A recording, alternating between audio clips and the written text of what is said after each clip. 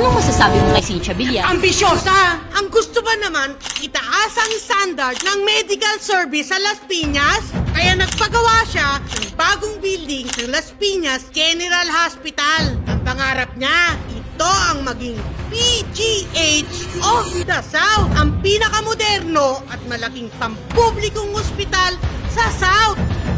At siguradong magagawa niya to. Cynthia Villar, gawa lang ng gawa. Anong masasabi mo kay Cynthia Villar? Kaibang mag-isip! May bagong solusyon sa lumang problema ng traffic. Nagpagawa siya ng 40 kilometers na bagong daan sa gilid ng kahabaan ng Zapote, Las Piñas at Molino River. Yung dating mahigit 3 oras na biyahe, kaya ng 30 minutes na ngayon. Wala bang kailangang bayarang toll? Si Cynthia Villar, gawa lang ng gawa.